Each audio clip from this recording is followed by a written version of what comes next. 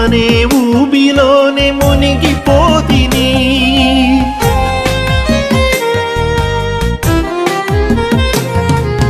అపవాది ఎత్తుగడకు చిక్కిపోతిని. తుదకు నన్ను నేనే నమ్మి మోసపోతిని. దేవా నీ హస్తముతో ముట్టి పరిశుద్ధుల వరసులో నన్నుంచుము.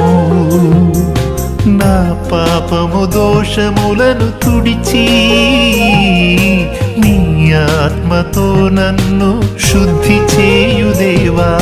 దేవా నీ హస్తముతో ముట్టి పరిశుద్ధుల వరసులో నన్నుంచుము. నా పాపము దోషము